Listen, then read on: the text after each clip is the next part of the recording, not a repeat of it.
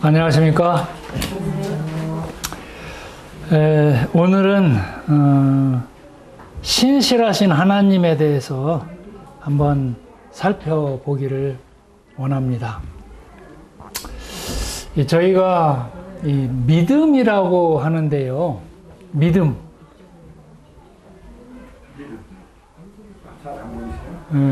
믿음이 뭐라고 생각하세요? 믿음? 참 어렵죠. 믿음이 뭔가. 근데 이 믿음은 세 가지로 그렇게 말씀을 드릴 수가 있어요. 이 첫 번째는 신뢰하다.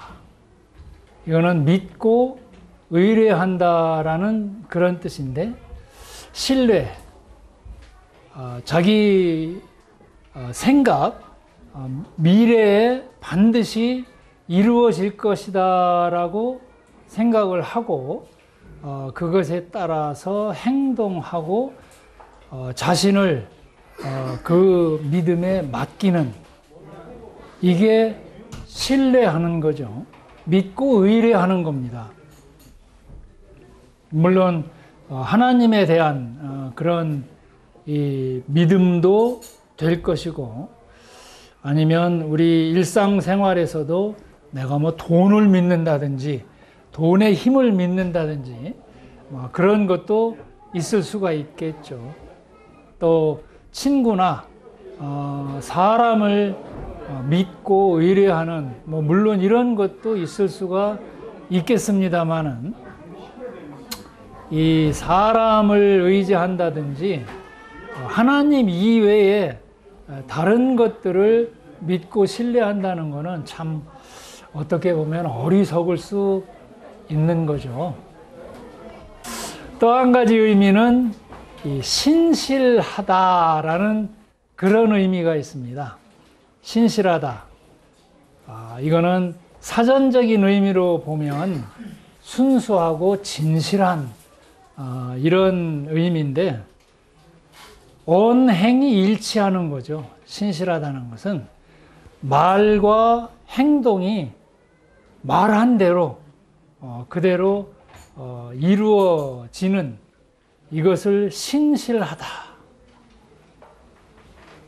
또 다른 한 가지는 충성된 것, 자신을 바치고 지조를 지키는 것, 이게 사전적인 의미인데 초지일관하는 거죠. 시작과 끝이 일치하는 그러한 마음. 처음에 마음 먹었던 것을 그대로 지켜나가는, 이것이 충성이죠.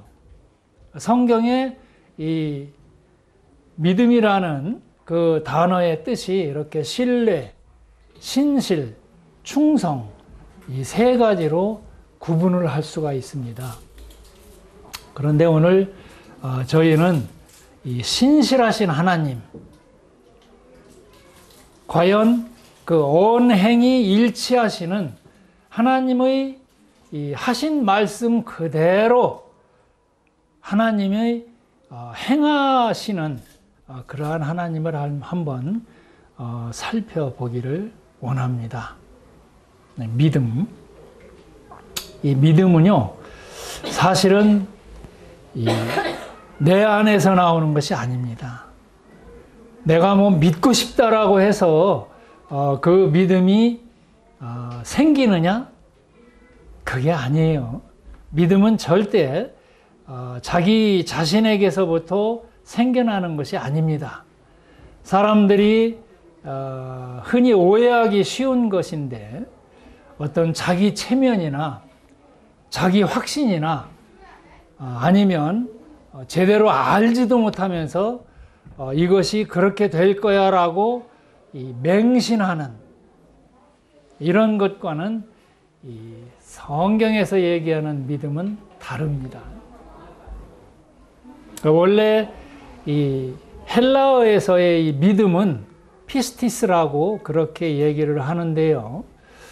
이 믿음이 유래된 말은 설득하다, 설득당하다, 이런 말에서부터 이 믿음, 피스티스라는 말이 나왔다고 그래요. 설득하는 것. 저희가요, 하나님에 대해서 제대로 알지 못하는 그런 상태에서 하나님을 믿는다? 그거는 맹신일 수 있어요. 또 자기 확신일 수도 있어요. 하나님이 어떠한 분이신가를 확실하게 알지 못하면 내 믿음이 내 감정에 따라서 흔들릴 수 있어요. 어떤 때는 믿는 것 같기도 하고 어떤 때는 아닌 것 같기도 하고, 하나님을 확실히 알면 그 뿌리가, 내 믿음의 뿌리가 하나님과 연결이 되어서 하나님은 흔들리지 않으시는 분이기 때문에 그 하나님에게 닻을 내릴 수가 있는 것이죠.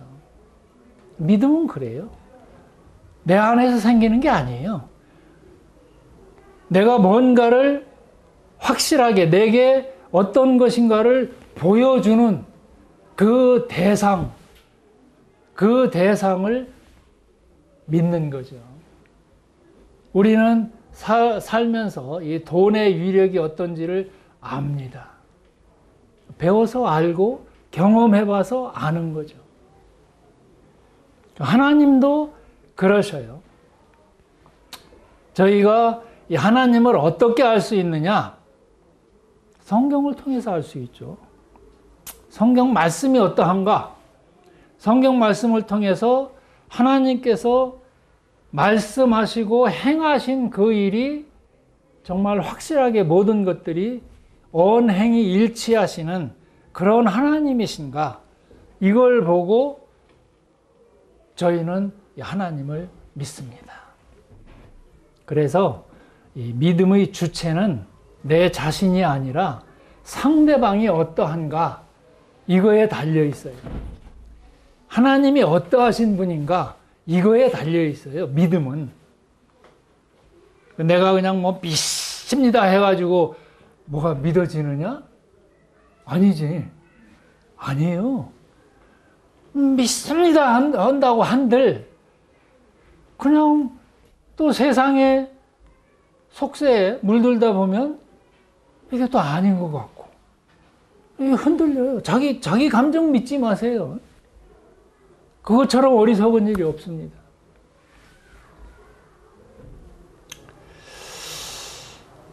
이 로마서 3장 3절을 보면 어떤 자들이 믿지 아니하였으면 어찌하리요?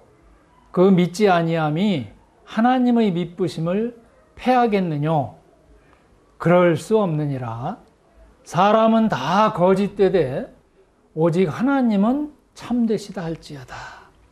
기록된 바 주께서 주의 말씀에 의롭다 함을 얻으시고 판단받으실 때에 이기려 하심이라 함과 같으니라. 좀 어렵죠? 해석이 잘 안 되죠? 어떤 자들이 믿지 아니하였으면 어찌할 것이냐? 그 믿지 아니함이 하나님의 미쁘심을 패하겠느냐? 미쁘심이라는 말은 옛 말이죠. 믿음직스럽다. 하나님의 이 신실하심, 하나님의 이 신실하심을 패하겠느냐? 어떤 자들이, 우리 사람은요, 항상 어떤 약속을 하게 되면 당사자가 있습니다. 상대가 있어요. 둘 혹은 셋 혹은 다수가 그 약속을 하는데 이 A라는 사람이 그 약속의 내용을 이행하지 않는다. 그러면 이 B라는 사람도 거기에 상응하는 그런 반응을 할 수 있어요. 왜? A가 불이행했기 때문에 나도 그 약속의 내용을 이행할 책임은 없다. 이렇게 되잖아요. 그것 사람의 약속이에요. 그런데 하나님과 사람의 약속, 이것은요, 이 사람이 이행을 하든 안 하든 상관없이 하나님은 그냥 이행하셔요. 근데 어떤 자들이 그렇게 해서 믿지 않고 그 하나님과의 약속을 불이행하고 불순종하고 하나님을 멸시했다. 그렇다 하더라도 하나님의 그 신실하심은 패해지지 않는다. 이게 저희가 하나님을 믿을 수 있는 그 하나님의 신실하심입니다. 하나님은 한 번 약속하신 것은 사람의 이행 여부에 관계없이 그냥 지켜요. 그냥 그걸 성취하셔요. 이게 얼마나 그 평안하고 안정된 그런 하나님이십니까? 내 행위에 따라서, 내 이행 여부에 따라서 하나님도 같이 바뀐다? 그거 얼마나 불안해요. 근데 하나님은 변함이 없으시다. 내가 믿지 않는다고 해서 하나님의 그 신실하심이 패해지겠느냐? 그럴 수 없다. 사람은 다 거짓되고 사람은 다 믿을 수 없어도 오직 하나님은 참되시다 할지어다. 기록된 바 주께서 주의 말씀에 의롭다함을 얻으시고 하나님은 오르시다. 사람은 옳지 않아도 사람은 그 약속을 패하고 그 약속을 무시하고 하나님과의 그 모든 약속에 대해서 배반하고 오히려 자기가 배반한 것을 숨기기 위해서 하나님을 대적하고 그 배반한 것에 대한 보응을 내가 받기 싫다. 그래서 하나님을 막 대적하고 그러는 거 아닙니까? 자기 받는 그 심판이 두렵기 때문에 하나님을 부정하려고 하는 거예요. 그러나 하나님은 의롭다. 하나님은 항상 오르셔요. 처음부터 끝까지 오르신 분이에요.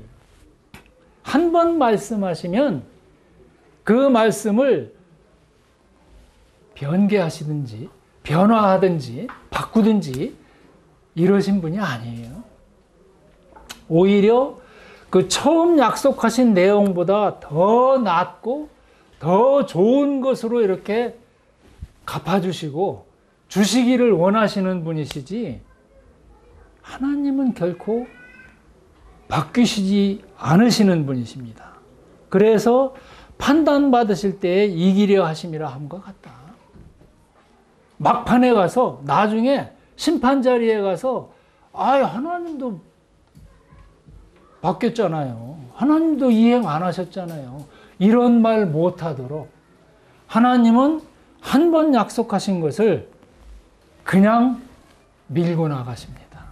사람이 이행하든 이행하지 않든 상관없이 하나님은 계속 약속하신 것을 밀고 나가셔요.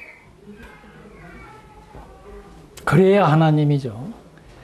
그래야 편안하고 그래야지 성경 말씀을 내가 뿌리를 그곳에 받고 그 믿을 수 있는 거 아니에요. 디모데후서에도 이렇게 기록이 되어 있습니다.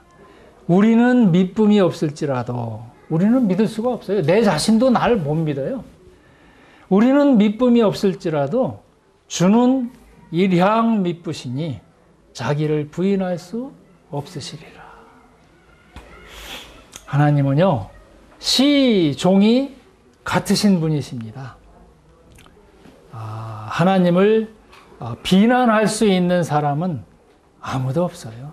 처음부터 끝까지 우리가 그러한 일을 성경을 통해서 잘 알 수 있습니다. 이스라엘이 얼마나 하나님을 배반하고 하나님을 멸시하고 하나님과의 그 약속에 실패했습니까? 이스라엘뿐만이 아니라 그 전 수천 년의 인간 역사가 내려오면서 사람은 그저 실패한 그런 존재들 뿐이에요. 성경에 그 실패가 기록되어 있는 겁니다. 그럼에도 불구하고 하나님은 여전히 사람을 사랑하시고 사람을 위하시는 그 일을 행하고 계신다는 것. 이게 얼마나 저희에게 미쁘신 그런 하나님이신가, 얼마나 신실하신 분이신가 알 수 있게 해주시는 거죠. 하나님의 공의를 보면은요, 하나님은 사람의 그 불이행, 하나님과 사람 사이의 약속이 뭡니까? 하나님이 하시는 그 말씀, 하나님의 규례와 율법 다 지키면 내가 너희에게 복을 주겠다. 이 약속이잖아요. 뭐 간단해요. 하나님께 순종하면 복을 주겠다. 이게 서로 상응하는 그러한 약속입니다. 그런데 사람이 불이행했다. 그래도 하나님은 그 사람의 불이행을 인내하시면서 돌아오기를 기다리고 계시는데요. 전도서에 보면 이런 말이 있습니다. 악한 일에 징벌이 속히 실행되지 않으므로 인생들이 악을 행하기에 마음이 담대하도다.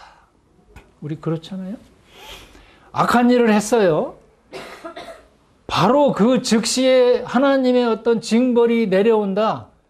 그러면 무서워서라도 그 일을 잘 못해요. 근데 어떻게 보면 그 징벌이 없는 것 같아요. 악인이 얼마나 참 악하게 삽니까? 그래도 더 잘 사는 것 같아요. 그래서 하나님이 없는 거 아니야? 이렇게 생각할 수도 있어요. 그러다 보니까 인생들이 악을 행하기에 마음이 담대하고, 죄인이 100번 악을 행하고도 장수하거니와 내가 정령이 안 오니 하나님을 경외하여 그 앞에서 경외하는 자가 잘 될 것이요, 악인은 잘 되지 못하며 장수하지 못하고 그 날이 그림자와 같으리니 이는 하나님 앞에 경외하지 아니함이라. 이 하나님의 신실하심은요, 긍정적인 면에 있어서도 신실하십니다. 잘하면 복을 줄게 라는 그런 면에 있어서도 신실하시지만, 이 부정적인 면에 있어서도 신실하셔요. 내가 이 일을 행하여도 내가 잠잠하였더니 내가 나를 너와 같은 줄로 생각하였도다. 그러나 내가 너를 책망하여 내 죄를 내 목전에 차례로 베풀리라 하시도다. 하나님께서 반드시 심판하시겠다. 한번 그렇게 심판하시겠다고 말씀하시면 반드시 그 일은 이루어집니다. 심판하셔요. 그게 하나님의 신실하심인데요. 부정적인 면에 있어서도 그렇게 하나님은 반드시 이루십니다. 오래 참으시는 분이기는 하시지만 그 불이행에 대한 책임을 물으시고 이 심판하시는 그런 하나님이신데요. 이사야서 1장 18절 20절을 보면은요, 여호와께서 말씀하시되 오라 우리가 서로 변론하자. 너희 죄가 주홍 같을지라도 눈과 같이 될 것이요 진홍같이 붉을지라도 양털같이 되리라. 오래 참으시고 하나님을 멸시하는 그런 멸시당하심을 관용하시고 감수하시고 그러시지만 이 상태가 계속되지는 않죠. 그러니까 하나님은 돌아오기를 기다리셔요. 그냥 잠잠하고 보고 계시는 것도 우리 사람들이 하나님께 다시 돌아와서 복받기를 원하시는 그러한 하나님의 오래 참으심이 그렇게 기다리고 계시는 건데 이렇게 말씀하고 계셔요. 우리 서로 변론하자. 한번 얘기 한번 해보자. 도대체 뭐가 못마땅해서 나를 그렇게 배반해서 반역하고 등 돌리고 거절하고 그러는지 한번 와봐라. 얘기 한번 해보자. 너희 죄가 주홍같이 그렇게 붉을지라도 눈과 같이 희게 될 것이다. 내가 그렇게 만들어 줄게. 지롱같이 붉을지라도 양털같이 될 거야. 너희가 즐겨 순종하면 땅의 아름다운 소산을 먹을 것이요 너희가 거절하여 배반하면 칼에 삼키우리라. 여호와의 입의 말씀이니라. 참 하나님은요 우리의 몸짓 하나, 손짓 발짓 하나 이거 굉장히 어여삐 보셔요. 어린아이들이 태어나가지고 그냥 뭐 합니까? 아무것도 모르잖아요. 근데 그냥 그 손짓 발짓 그 개인기 그거 하나들 뒤집는 거 하나 보고 그냥 뒤집어지잖아요. 우리 그게 부모 심정 아닙니까? 하나님이 그러셔요. 우리를 향해서 하나님의 그 사랑하시는 마음이 그래요. 그냥 눈빛 하나 하나님을 향해서 드는 걸 보고 아이고 내 새끼. 이게 하나님의 사랑. 이게 하나님의 우리를 향한 그런 마음이에요. 와라. 우리 한번 얘기해보자. 내가 얼마나 너희를 사랑하는지. 잘못하면 칼에 삼키우는 지옥 가는 그런 보응을 하게 될 건데 그렇게 해서는 안 되잖아. 자기 갓난아기 누가 불구덩이에 그 집어넣기를 원하겠습니까? 하나님의 우리를 향하신 마음이 그렇습니다. 요한복음을 보면은요, 나는 세상에 더 있지 아니하오나 저희는 세상에 있사옵고 나는 아버지께로 가옵나니 거룩하신 아버지여 내게 주신 아버지의 이름으로 저희를 보존하사 우리와 같이 저희도 하나가 되게 하옵소서. 복이라는 게 뭐냐? 복은요, 피조물로서의 복은 창조자와 함께 있는 거예요. 창조자의 기쁨을 함께 누리고 그 창조자를 즐거워하고 창조자를 자랑하고 하나님이 가지고 계신 그 모든 기쁨을 나도 함께 기뻐하고 하나님이 그렇게 원하셨어요. 그런 즐거움과 그런 복을 가지고 하나가 되어서 함께 살기를 원하시는 13절에도 그런 말씀 있잖아요. 지금 내가 아버지께로 가오니 내가 세상에서 이 말을 하옵는 것은 저희로 내 기쁨을 저희 안에 충만히 가지게 하려 합니다. 지금 이 말씀은요, 죽으러 가시기 직전이에요. 요 말씀하시고 몇 시간 후에 이제 배반당해서 십자가에서 죽으시잖아요. 그 죽으러 가시기 직전에 기쁘다 이렇게 말씀하셔요. 내 기쁨이 얼마나 큰지, 내 평안이 얼마나 큰지 너희는 모를 거야. 그런데 내가 이 기쁨을 너희와 함께 하기를 원해. 이 기쁨을 너희에게 주기를 원하고 하나님께서 가장 원하시는 것은 함께 하는 게 함께. 하나가 되어서 하나님과 하나가 된다? 생각해 보셨어요? 하나님과 하나가 된다? 가족이 되길 원하시는 거예요. 가족. 가족은 한 공동체입니다. 목적이 같아요. 그리고 자기 존재의 확장이죠. 계속해서 자기 존재를 유지해 갈 수 있는, 이게 가족인데요. 그 가족 안에 하나가 되어서 같이 있기를 원하시고, 그 기쁨을 같이 누리기를 원하시고, 즐거워하고 그 복 받기를 원하시는 이 하나님 거절하지 마세요. 이 하나님, 신실하신 그 하나님은요, 좋은 것도 주시지만 나쁜 것도 주셔요.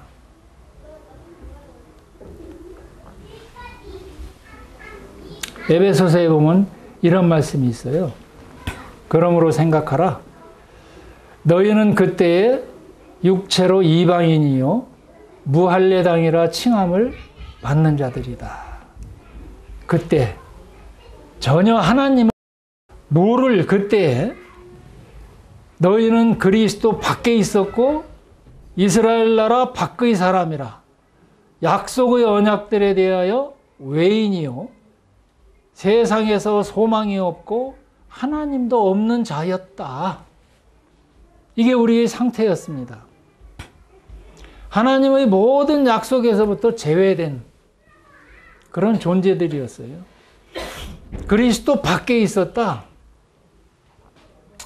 하나님의 뜻이 뭔지도 모르고 하나님께서 주시고자 하는 그 복이 얼마나 좋은 것인지 전혀 알지도 못하고 그저 세상 풍습을 따라서 세상 가치관과 세상의 원리대로 살아가는, 하나님의 가치관, 하나님의 원리와는 상관이 없는 그런 상태로 우리는 살았습니다. 그러므로 생각하라. 육체로는 이방인이었고 약속의 언약들에 대해서는 외인이었고 세상에서 소망이 없고 하나님도 없는 자였다. 그러나 전에 멀리 있던 너희가 그리스도 예수 안에서 그리스도의 피로 가까워졌느니라.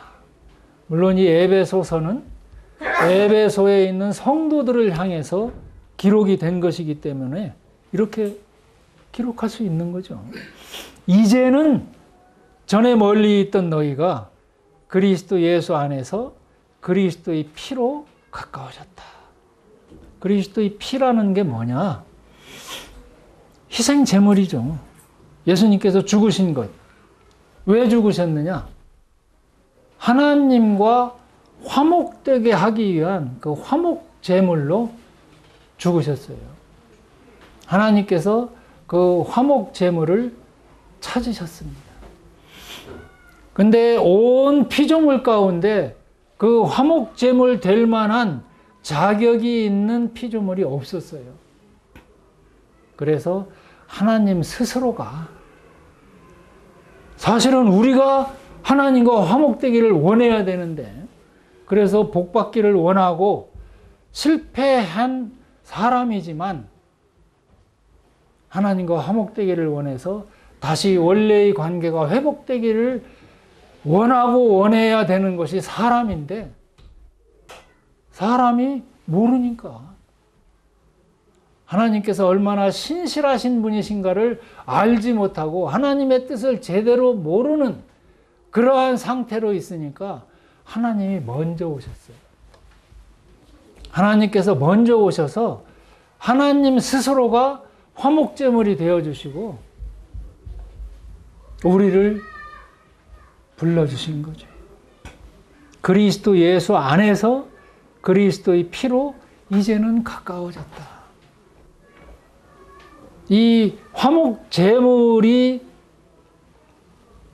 어떤 일을 하셨는지 이걸 제대로 알아야 되잖아요. 그래야 하나님께서 어떤 분이신지를 알고 우리가 그 하나님을 믿을 수 있는 거 아닙니까? 십자가 위에서 그렇게 돌아가셨어요. 아무 잘못 없는 예수님께서.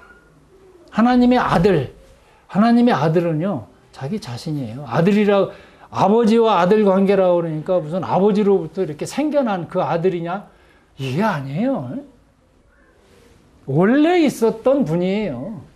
근데 명칭을 우리가 잘 모르니까 아들과 아버지 사이로, 우리 아버지와 아들 사이 가장 우리 잘 알잖아요.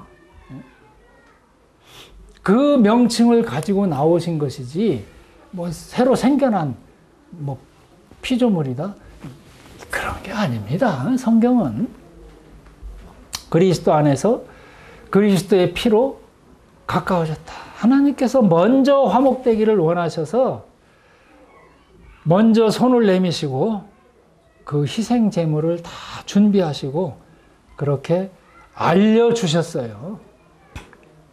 그는 우리의 화평이신지라 둘로 하나를 만드사 중간에 막힌 담을 하시고, 이 둘이라는 것은 이스라엘이죠. 이스라엘은요, 우리 세상의 모든 인류의 본입니다. 본. 모본이에요, 모본.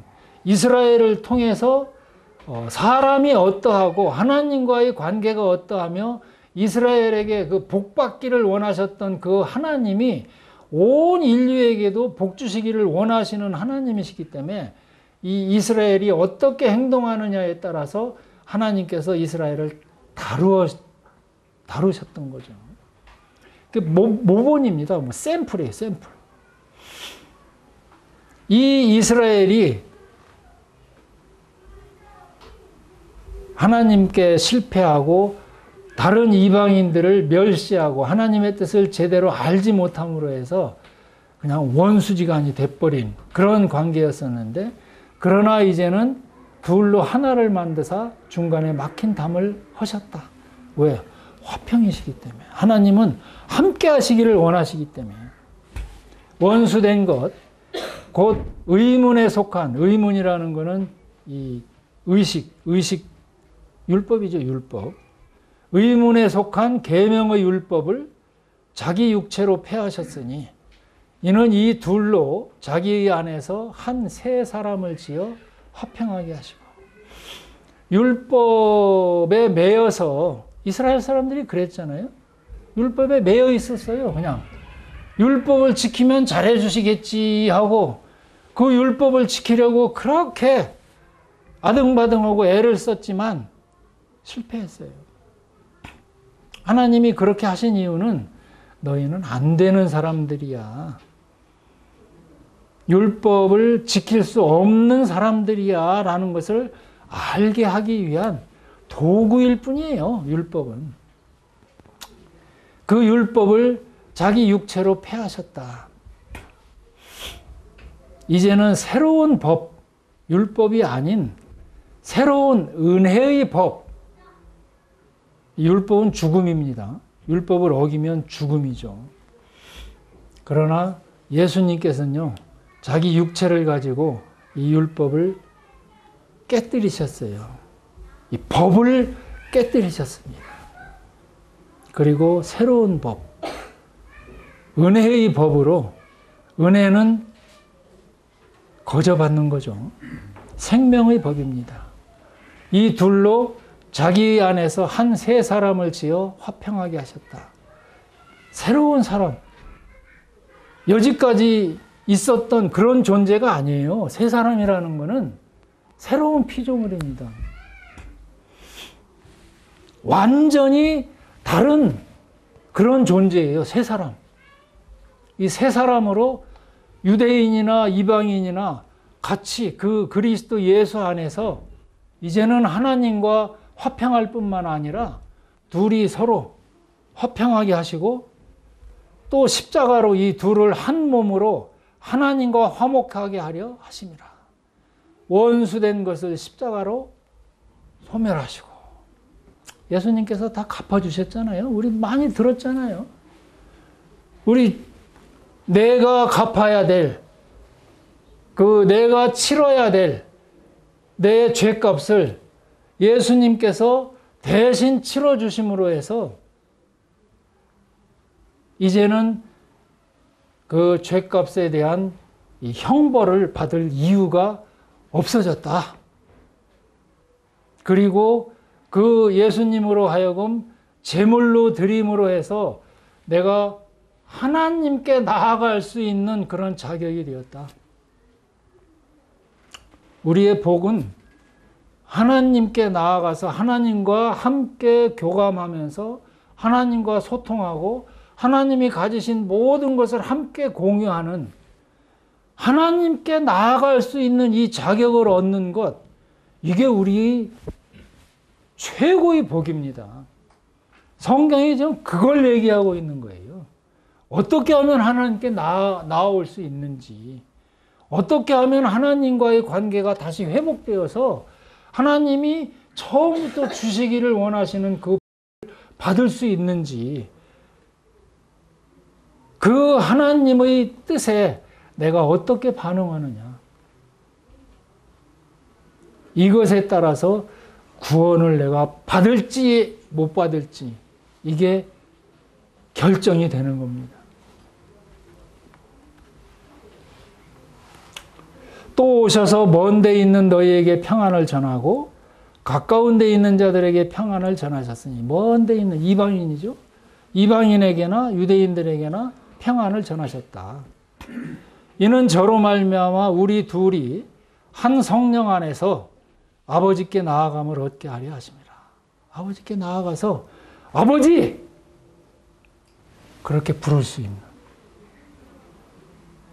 자녀의 신분, 아버지와 아들 간의 자녀로서 아버지가 가지고 계신 모든 그러한 것들을, 모든 복을 누리면서 그렇게 살 수 있도록 하나님이 부르시는 거예요.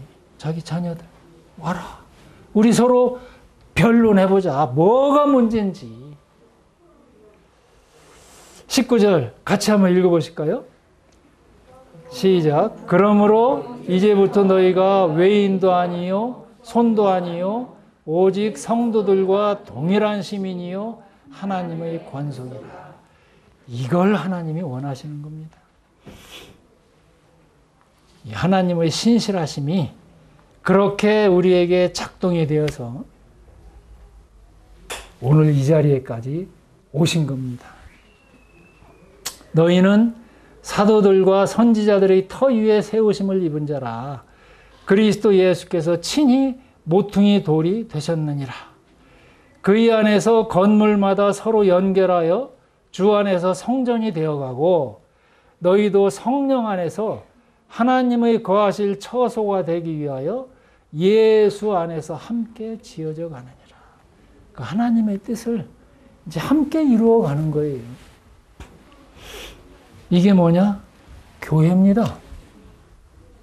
하나님의 뜻을 함께 이루어갈 수 있도록 서로 위로하고 서로 힘주고 서로 권면하면서 그렇게 하나님의 성품을 온 세상에 드러내므로 그리스도의 형상을 닮은 자들로 나타내게 하기 위해서 예수 안에서 함께 지어져 갈 수 있도록 그렇게 부르셨어요. 이게 하나님의 사랑이고 이게 하나님의 신실하심입니다. 오시지 않겠어요? 하나님 앞에 의뢰하지 않겠습니까? 하나님을 신뢰하실 수 없으시겠어요? 왜? 대답이 하나님은 신실하십니다. 그 하나님의 신실하심에 내 전부를 걸어도 하나님은 복 주셔요. 하나님은 그러시기를 바라고 계셔요. 내 자녀 아니냐? 내가 내 자녀에게 못된 거 줄 리가 있느냐? 그 하나님이셔요. 그 하나님께 자신을 맡기십시오. 그리고 의뢰하세요. 걱정 있습니까? 하나님 앞에 나가서 아버지 부르셔요. 기도하십시오. 그렇게. 그게 구원이에요. 하나님과 함께 하는 거. 이게 구원입니다. 기도하시겠습니다. 자비로우신 아버지 하나님, 전 감사를 드립니다. 저희가 하나님을, 그 광대하신 하나님을 아버지라고 부를 수 있는 그 권속으로 우리를 불러주신 것을 감사를 드렸고, 전 그리스도 예수로 말미암아서 하나님 아버지 앞에 나아갈 수 있는 그 일로 인해서 하나님을 자랑하고 하나님을 즐거워하는 자들이 될 수 있도록 참 저희를 오래 참아주시고 또 이렇게 불러주시는 것을 감사를 드립니다. 저희를 받아주시옵기를 원합니다. 예수님 이름으로 기도를 드립니다. 아멘. 수고들 하셨습니다.